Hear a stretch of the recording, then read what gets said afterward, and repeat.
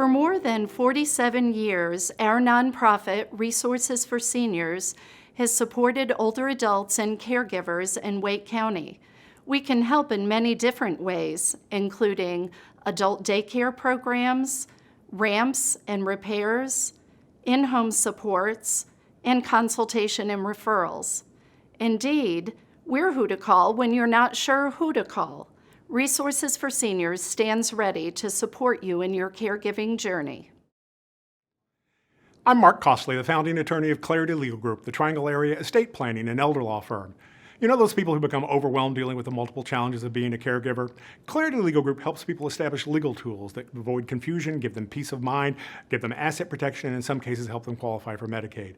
We help people get it right in the face of some of life's most important challenges. We don't just provide wills, trusts, and powers of attorney. We provide solutions and ongoing support. We provide clarity and peace of mind. It would be a privilege to help you. Are you like 80% of seniors who would like to age in your current home? Call Wisdom Senior Care. Are you currently taking care of a loved one and finding yourself frustrated, tired, and even lonely? Call Wisdom Senior Care. Always available, dependable, and flexible. Come partner with Wisdom Senior Care, keeping wisdom at home.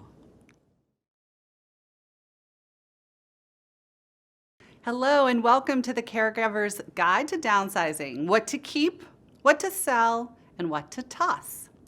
Downsizing can be complex, it can be very emotional, and it can be very physical. So we're here to guide you through that process and get all of your questions answered. Now, who are the Downsizers?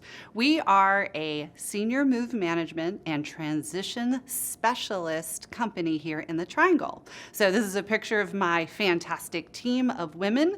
Actually, we've grown since that photo. We have 14 amazing women who help people with the downsizing process. So whether it's planning it, sorting it, packing it, and then settling, we do all of the above. We are accredited through the National Association of Senior Move Managers. We are partners, business partners with the National Association of Professional Organizers. We are dementia certified. We are an Orange County Living Wage partner. We are a chamber member, and we're part of the National Aging in Place Council. So what are some of the things that we hear when people are downsizing?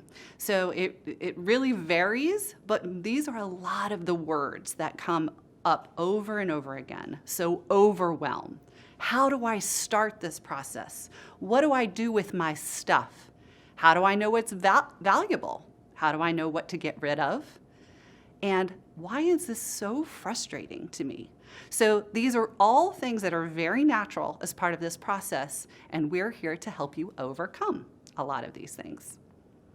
So we start with the simple part, which it may not seem so simple. What do you keep when you're downsizing? So these are the things that you really want to consider. What will fit in your new space? What do you want to keep from a legacy perspective? What would you like to hand down? And then also, what is functional for your new lifestyle? So some of the things that we consider with clients is what types of furniture would fit into your new space. So often we will do floor planning with clients. So essentially we're thinking about the functionality of furniture. Does it have storage? Is it safe? Is it aesthetically pleasing? Is it the right scale for your new setting? And is it in good condition, right? So is it worth kind of keeping for that next phase? The harder part, the furniture is kind of the easy part. Once that gets settled, we're good.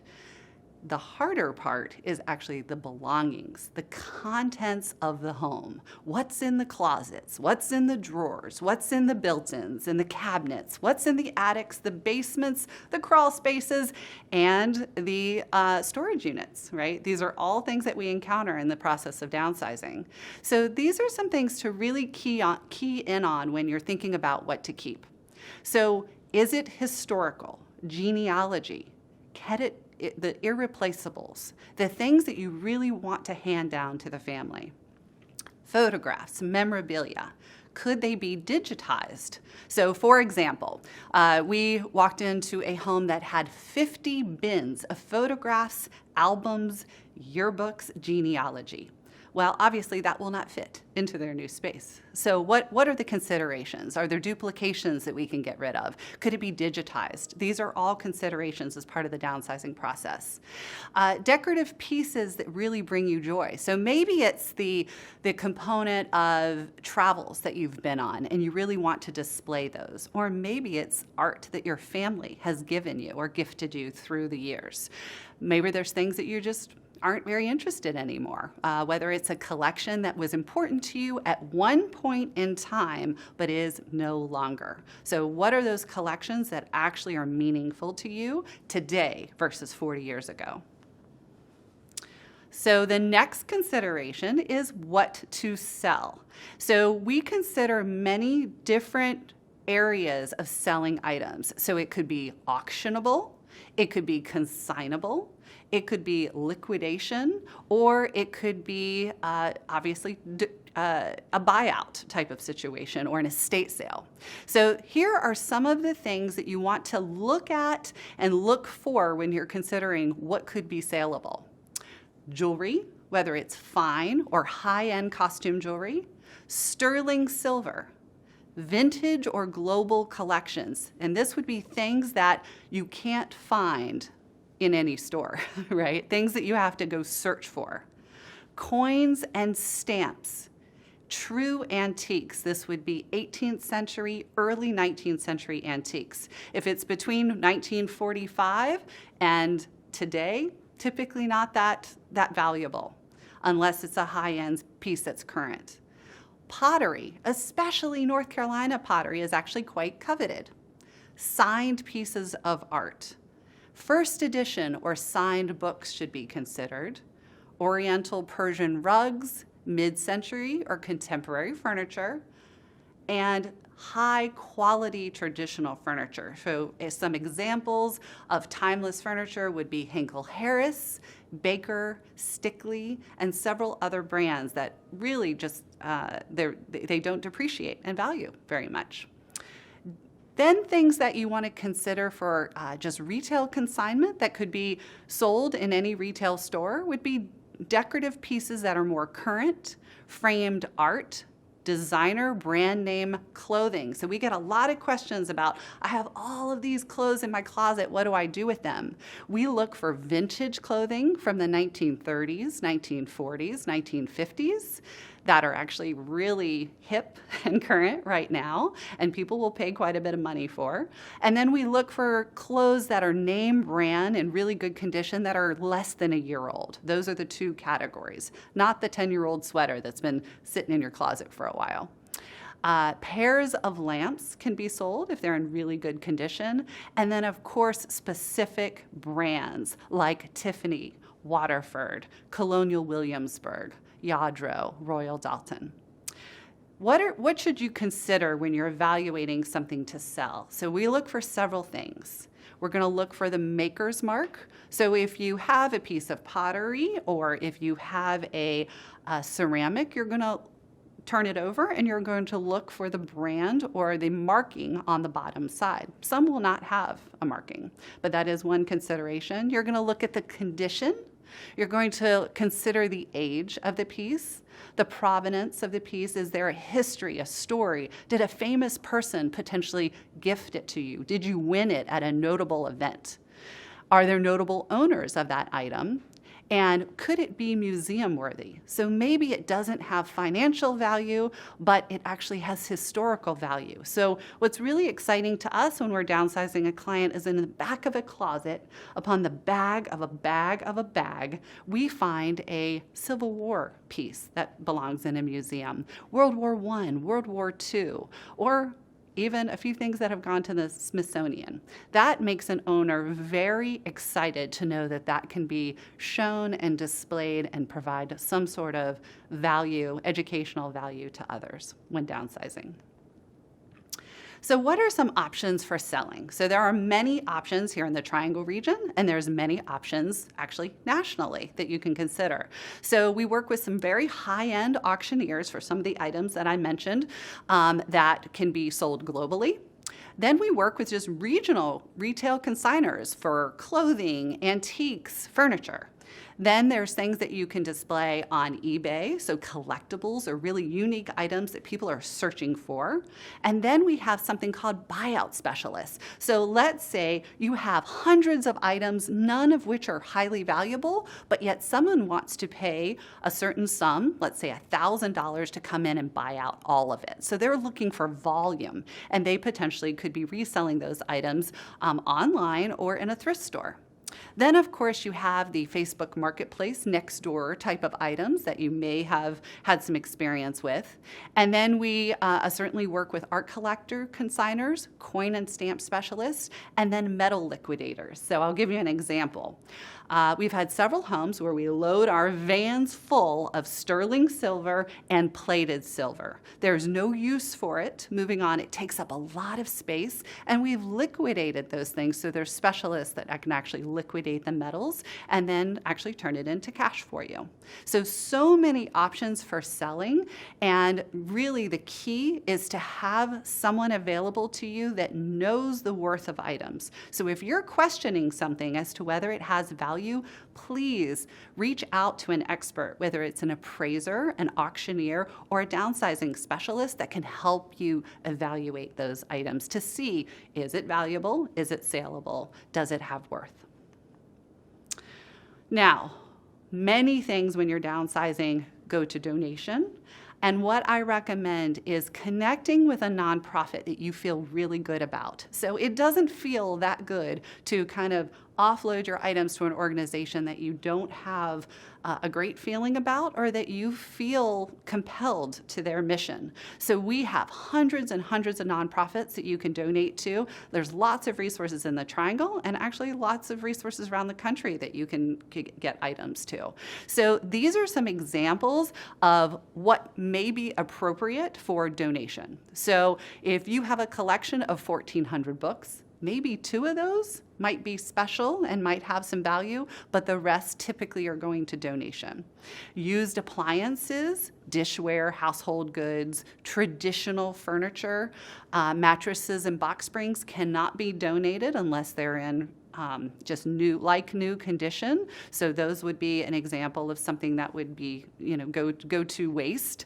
And then also, one of the things we come across is when you have a home and you have a lot of surface area, you typically are displaying a lot of framed photos of family and friends. When you're downsizing, some of that surface area may go away. So we actually will take the photos out of the frames, donate the frames, and keep the photos in some form of memorabilia for keeping. It is important to consider shredding personal and sensitive documentation. So let's say you have 8 file bins that need to be sorted, and you only need to keep 10% of it that's current. So shredding that sensitive documentation is definitely something we recommend.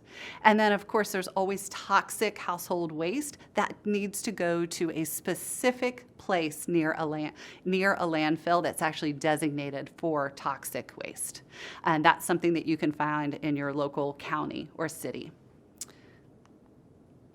Now, we talk about sorting and downsizing like it is a fluid process. Well, it can be very challenging for many people to let go of their very special memories and things that they've collected throughout their lifetimes.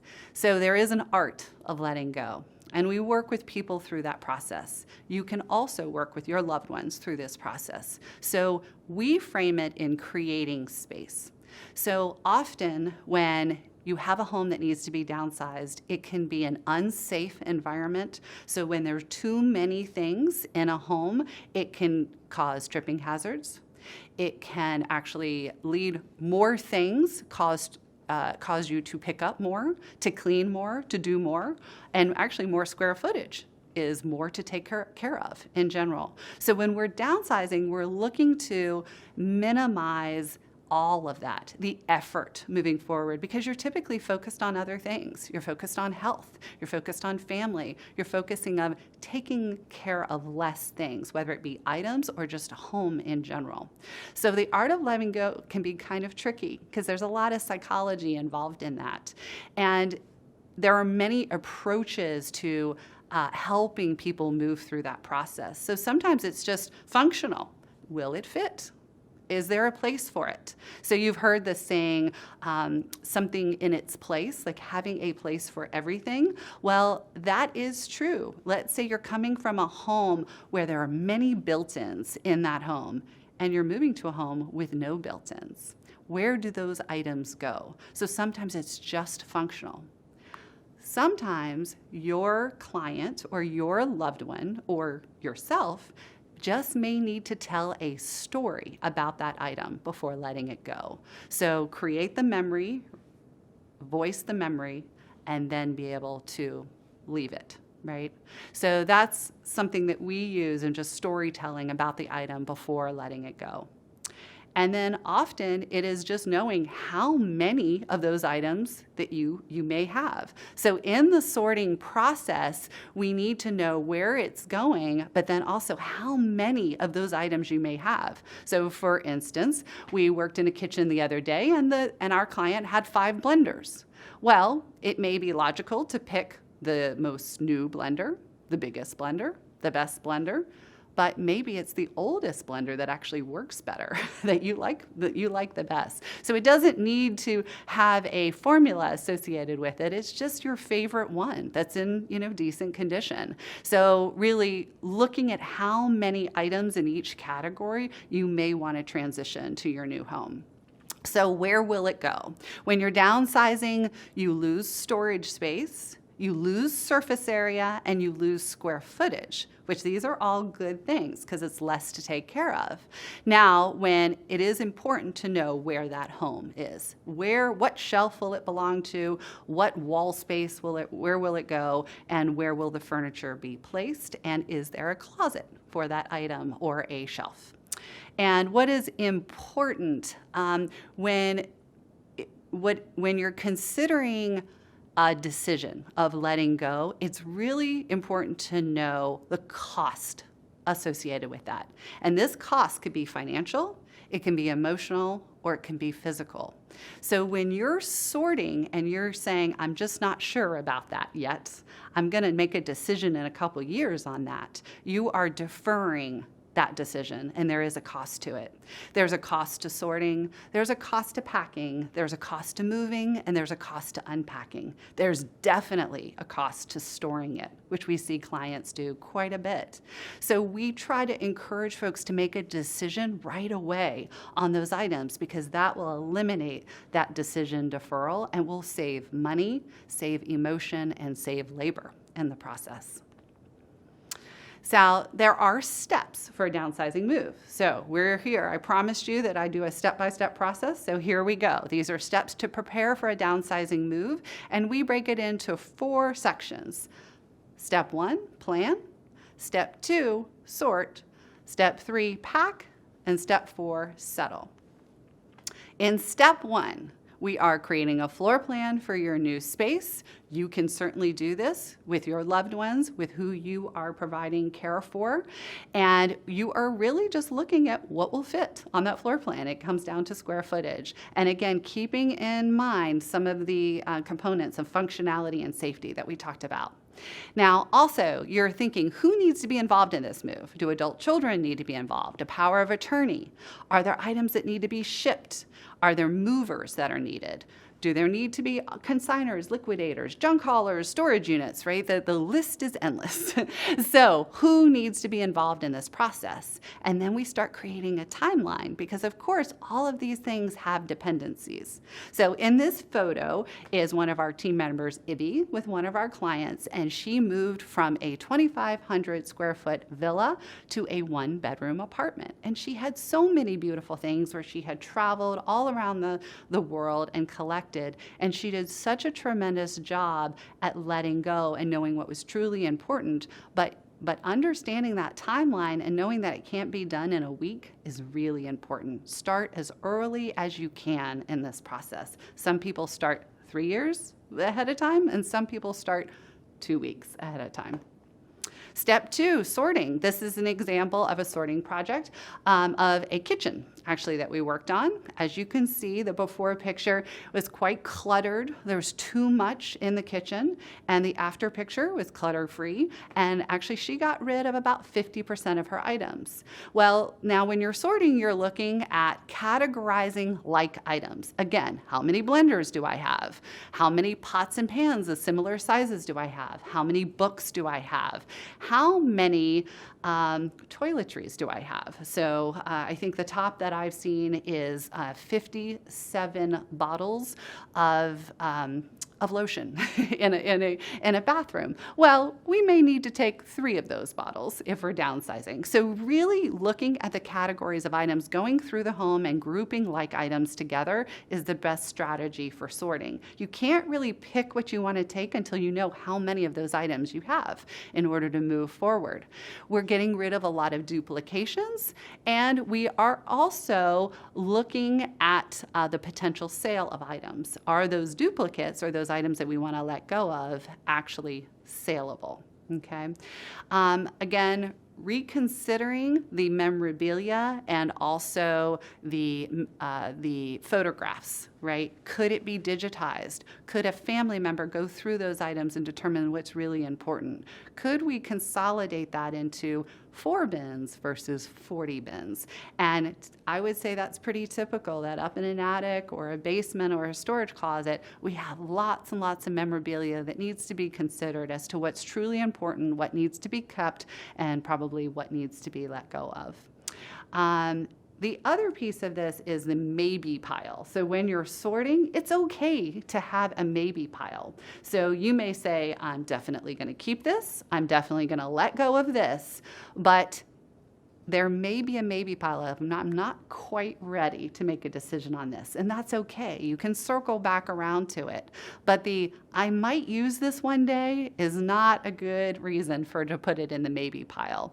And the reason that is if you might use it one day, then typically I found that you haven't used it in a year or 2 or 10 years. And if that's the case, really just making a decision to let it go. If you might use it at one point, then you can go out and get it at that point in time. There's no point in storing it in the meantime when we have so many other items that you may use on a day-to-day basis. Okay?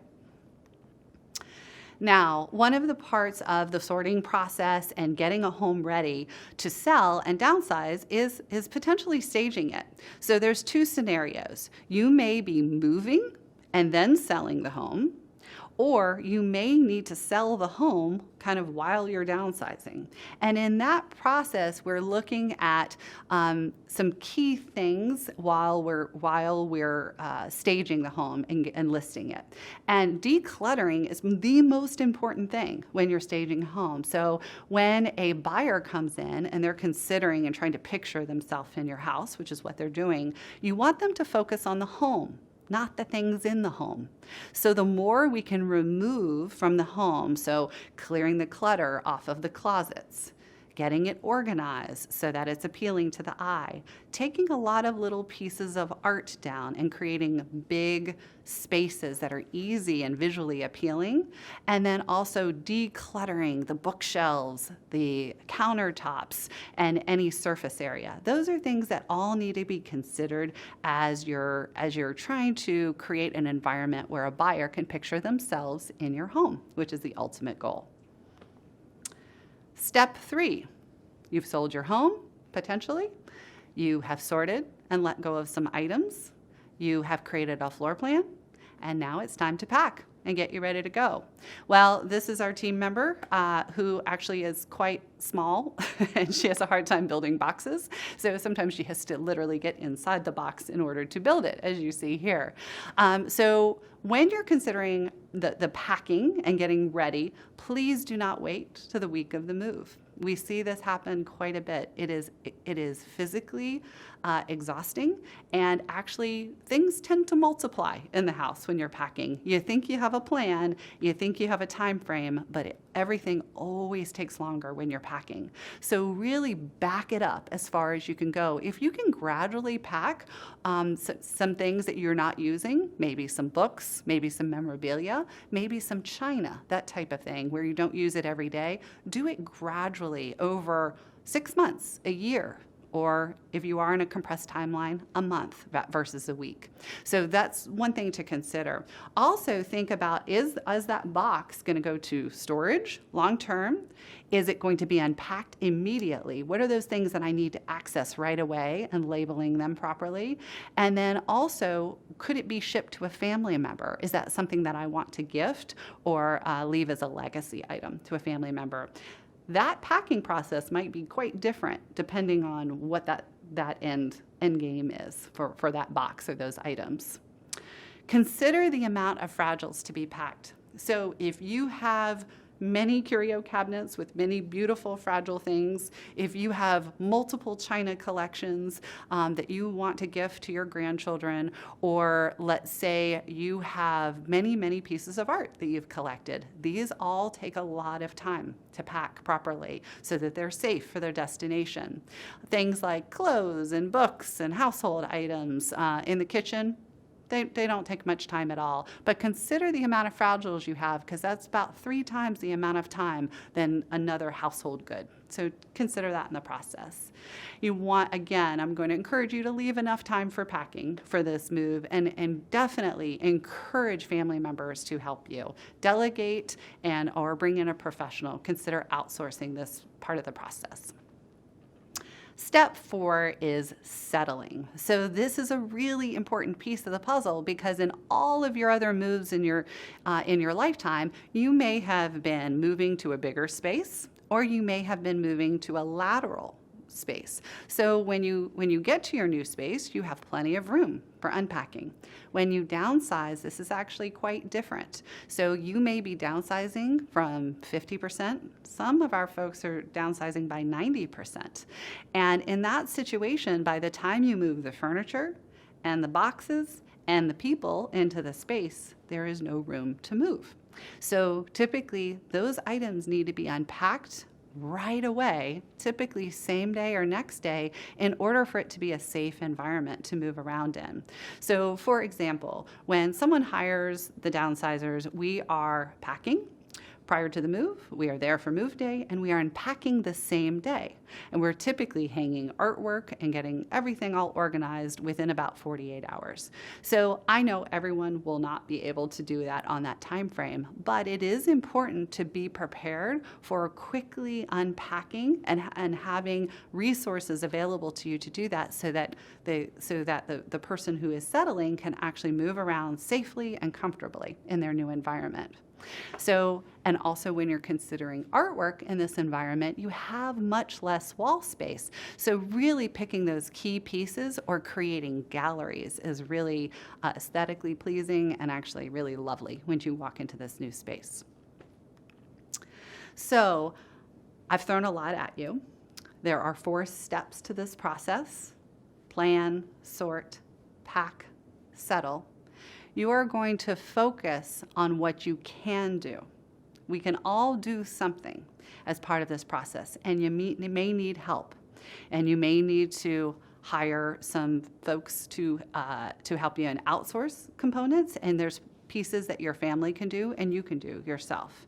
So when you focus on what you can do, I want you to start with small projects. So a junk drawer, a linen closet, second bedroom closet, a bookshelf. These are all things that are usually pretty simple to sort and figure out, what do I want to keep and what do I want to let go of. Sorting of books and memorabilia is something that we always have our clients do, because it's really hard for a family member or a company like the Downsizers to help you figure that out. So those are things that we often will kind of say, please, and we need you to sort these components. We can help you with the rest. What to outsource. These are some key pieces of when you're considering outsourcing it to caregivers, family members, or a downsizing specialist. You're going to think of the more labor-intensive projects. So storage units, attics, garages, Offices can be quite labor intensive. Master bedroom closets, kitchens, anywhere that there's a lot of reaching, lifting, bending, obviously heavy items, dirty environments, those are really good areas to consider outsourcing to a variety of resources. And then, of course, when you're considering liquidating belongings, that's when you really want to bring in a specialist that knows what they're doing and knows the value of items and maybe what home it belongs in.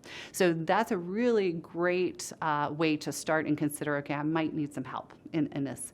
Office and file management is also quite complex because you really need to know what to keep and what to get rid of. That can actually be quite overwhelming when there's a lot of paper, and so there's a systematic way of going through that, and that's something that would be viable to outsource as well. So again, there's things that you can do right away, sorting a junk drawer, a linen closet, small areas of the home. Those wins actually in just each day, if you set aside 1 hour of sorting towards downsizing, that's actually going to take you really far in the long-term project. Again, we are looking at the big picture. We're looking at creating a safe environment. We're looking at maybe getting the client near a family member or a caregiver. And we're also looking at potentially liquidating their biggest asset, which is the home. And so when we keep that big picture in mind, we take this step-by-step approach in order to accomplish that mission, right? That big picture. And this process will help you get there. So D is for declutter, and this is just a fun, or not so fun, quote. Clutter is a physical representation of unmade decisions fueled by procrastination. So I will tell you that there are some people that function much better in clutter. They do not like a cleared countertop or an organized bookshelf. They actually think much better in clutter, and that is fine. You know, we all work differently.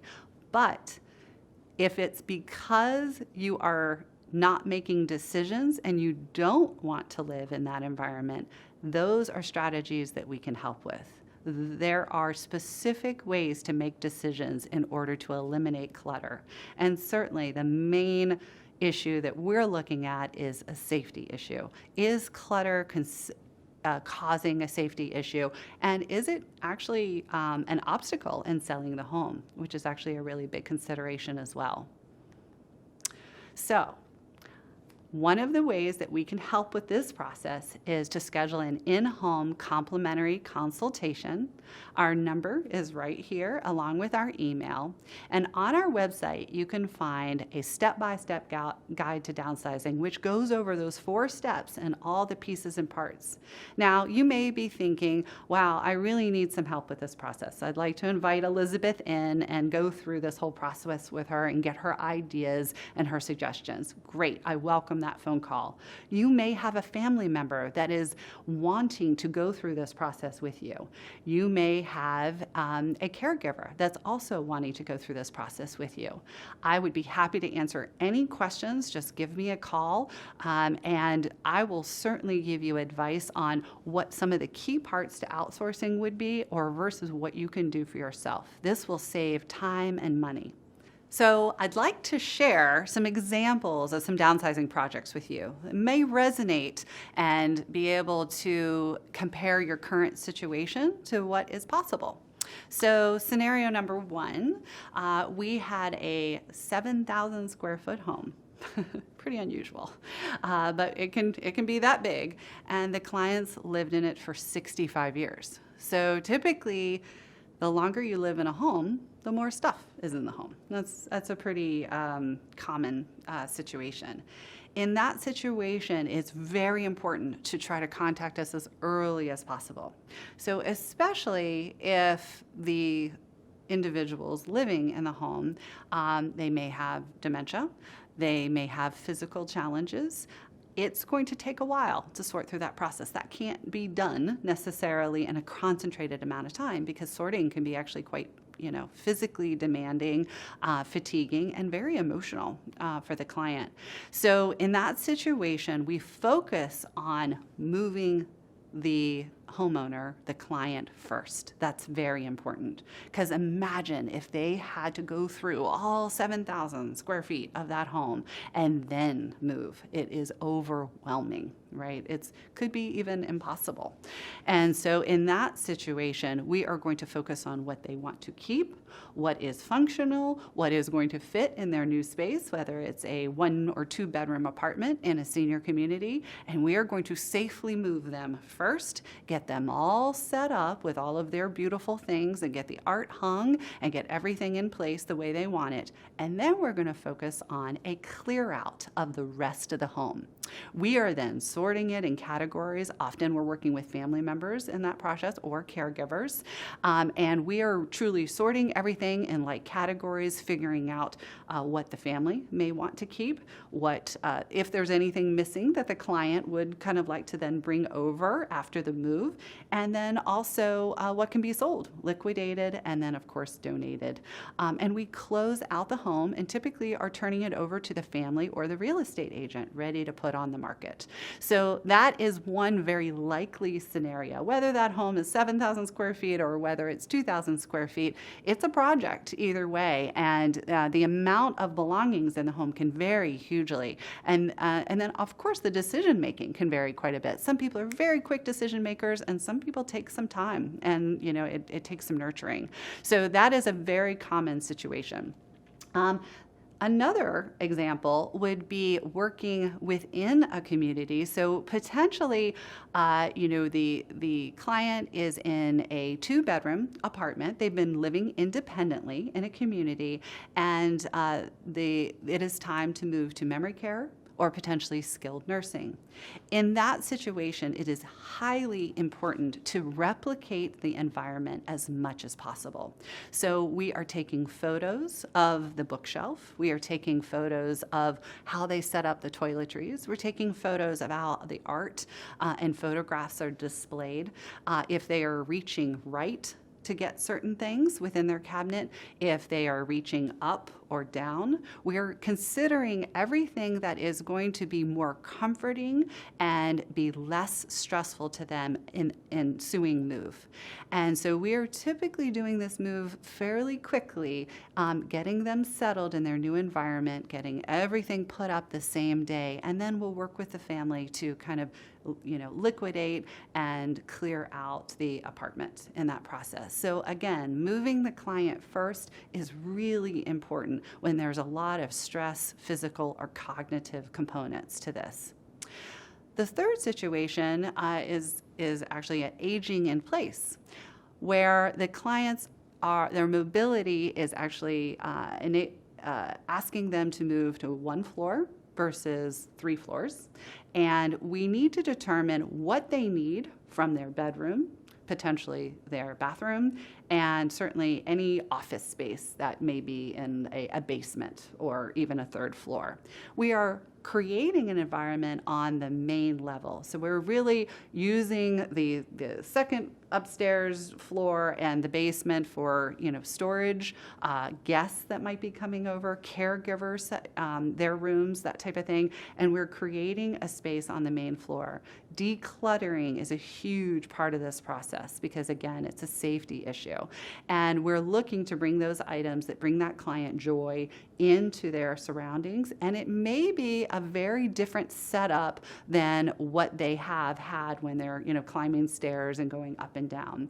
So we may bring in subcontractors to look at reducing thresholds for aging in place. We may look at more mobility in a kitchen or potentially changing some countertops. We're not advising on that, but we're bringing in specialists who can. And then certainly aging in place is becoming more and more popular, and it's certainly the downsizing is an important part of aging in place.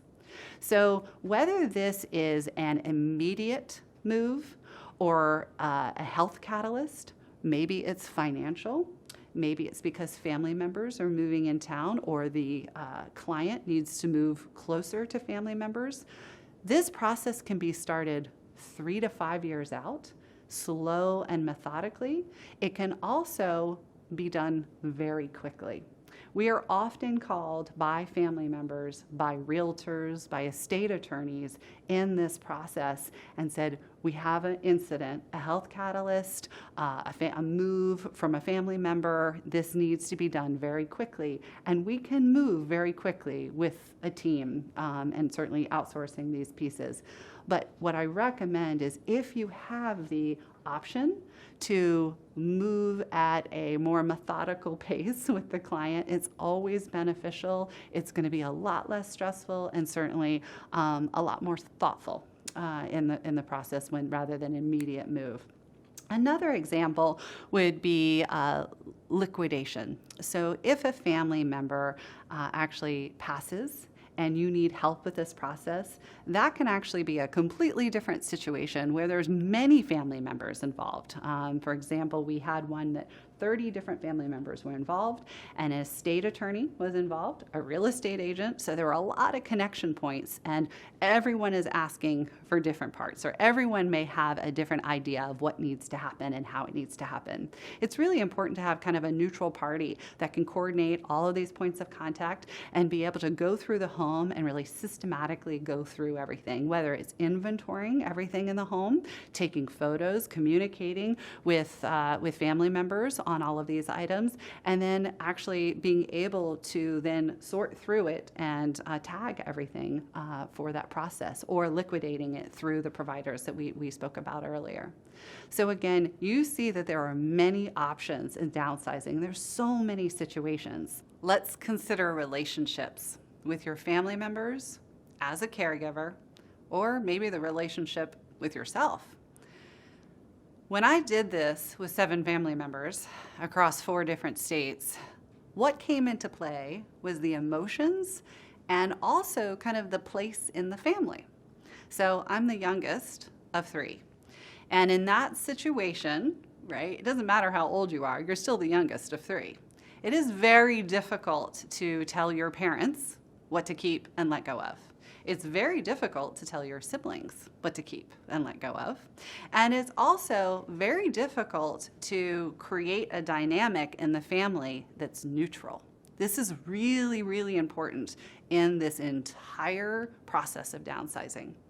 So I can't tell you how many times I've heard from an adult daughter, which is what we call our family members, or an adult son, I just said to mom the exact same thing that you said 50 different times, and they didn't listen to me. But you came in and said it once, and all of a sudden it's magic. You know, they took her for what it was worth, and they did exactly what you said to do. Well, why is that? Well, I'm not their child. I'm not their family member. I'm not the sister that bullied them at some point in time. And so in that situation, it's really, really critical to bring in a neutral party. So it could be a company like ours, it could be an estate attorney, or it could be a family friend that has not had a lot of contact with that person in a while. All of those resources are available to you, and it's one of the most important components to a move like this. Let me give you some examples. So with a dementia client, we will come in and we are an unfamiliar face. We aren't the person that is coming and asking them and frustrating them and that constant caregiver, right? That can be a very difficult situation for the caregiver, whether it's a family member or a non-family member. There's a relationship there and there's a reference point there. We're coming in and we're having fun with that client. We're a fresh face. We're someone who has been hired as an expert in this process. And all of a sudden, a really frustrating experience turns into something joyful. This actually just happened yesterday. I was with a client that's moving to memory care.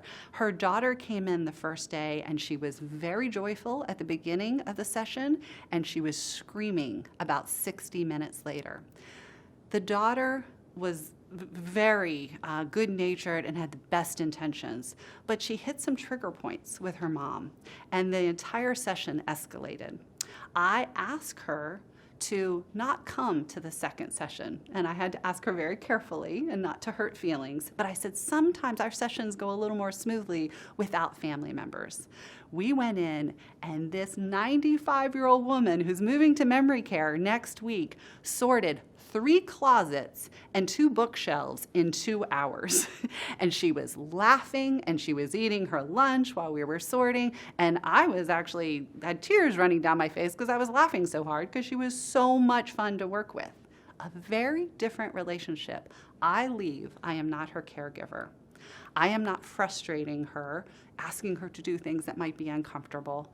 And there's no power relationship. There's no reference point or history there. It's a very different situation. It's also very critical with many family members as we're going through items. Amy really wants the bureau. That was hers when she was little. Joyce really wants the sterling silver, right? And Lucy really wants all the quilts. And everyone has kind of an angle at this. We come in as a neutral party, and we're able to really go through it much more logically and actually be able to break things down into value, if that's what's needed, or just really kind of determine what makes the most sense for everybody in the family. All of a sudden, an escalatory situation can be neutralized, and all of a sudden it turns into a very loving and joyful experience versus something highly overwhelming, frustrating, and sometimes angry. So I hope you consider this as part of the process. It's not just about downsizing, it's about the emotions, the psychology, and the family dynamic.